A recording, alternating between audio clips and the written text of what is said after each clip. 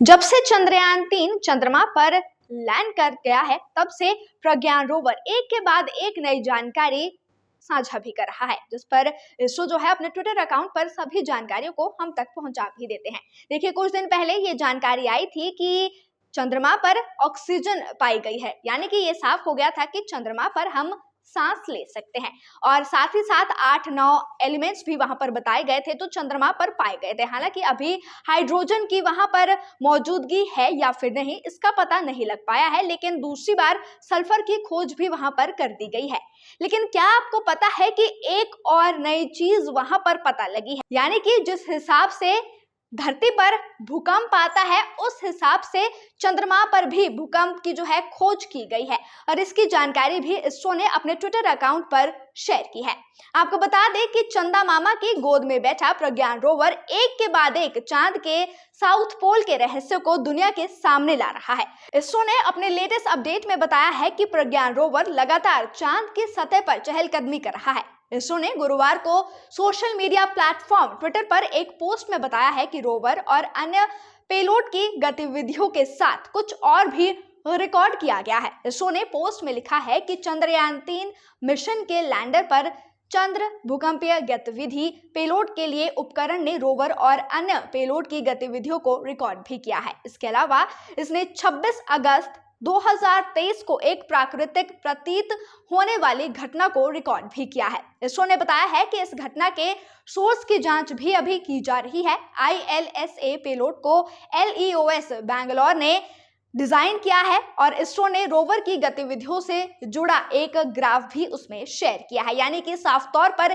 यह बता दिया गया है कि चंद्रमा पर भी भूकंप आ सकता है और इसे रिकॉर्ड भी किया गया है। हालांकि इस पे अभी और जांच भी की जा रही है, लेकिन इसरो जैसे जैसे कुछ जानकारियां प्रज्ञान की तरफ से आ रही है, इसरो हमारे साथ जो है उसे शेयर भी कर रहा है और इसी की जानकारी उन्होंने अपने ट्विटर अकाउंट पर भी शेयर की है। इसरो ने बताया है कि चंद्रयान-3 के विक्रम लैंडर ने चांद की सतह पर प्राकृतिक भूकंपीय घटना का पता लगाया है। इसरो के अनुसार चंद्रयान-3 लैंडर पर भूकंपीय गतिविधि का पता लगाने वाले उपकरण मौजूद थे। वो उपकरण मिशन के प्रज्ञान रोवर और अन्य पेलोड की गतिविधियों के कारण होने वाले कंपन की गतिविधियों को भी दर्ज करने में सफल रहे हैं। इसरो ने ट्विटर पर एक पोस्ट के माध्यम से बताया है कि चंद्रमा पर पहले माइक्रो इलेक्ट्रो मैकेनिकल सिस्टम यानी कि MEMS प्रौद्योगिकी आधारित उपकरण ने रोवर की गतिविधियों को भी रिकॉर्ड किया है। हालांकि ये प्राकृतिक घटना 26 अगस्त 2023 की बताई जा रही है, जिसे अभी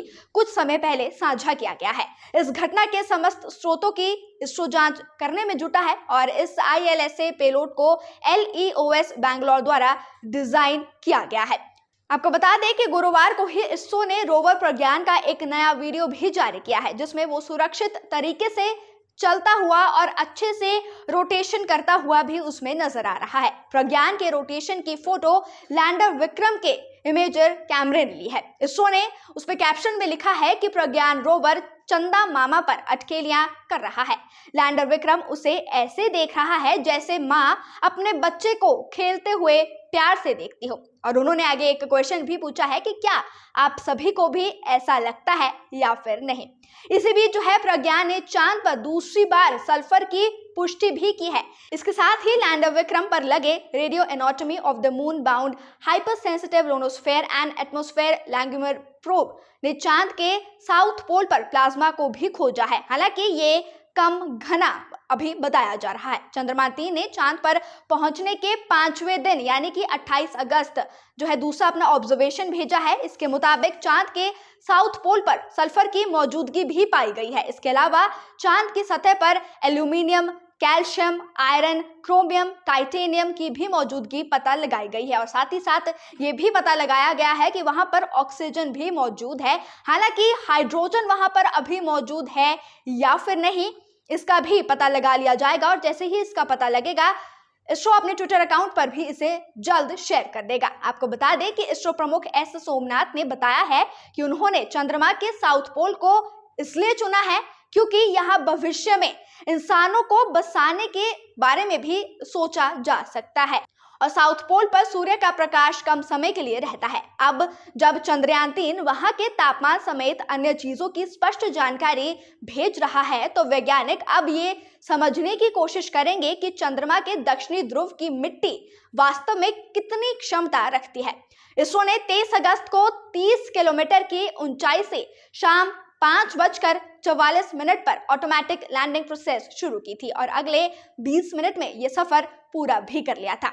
चंद्रयान 3 ने 40 दिन में 21 बार पृथ्वी और 120 बार चंद्रमा की परिक्रमा की है। चंद्रयान ने चांद तक 3 लाख किलोमीटर दूरी तय करने के लिए 55 लाख किलोमीटर की यात्रा भी की है। यानी कि 23 अगस्त से जब लैंडिंग हो चुकी थी, तब उसके बाद अब एक के बाद एक नई जानकारी इसरो हमारे साथ साझा भी कर रहा है और ट्विटर अकाउंट पर वो सारी जानकारी भी दे रहे हैं, जिस पर एक वीडियो भी अभी कुछ समय पहले शेयर की गई है, जिस पर प्रज्ञान और विक्रम दोनों वहां पर दिखाई दे रहे हैं और उस पर यह भी कहा गया है कि ऐसा लग रहा है कि मानो एक माँ अपने बच्चे को खेलते हुए वहां पर देख रहा हो।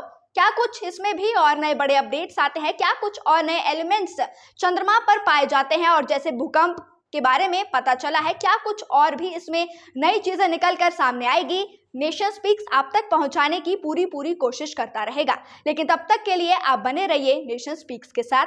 नेशन स्पीक्स के यूट्यूब चैनल को लाइक, शेयर, सब्सक्राइब करना बिल्कुल भी ना भूलिए।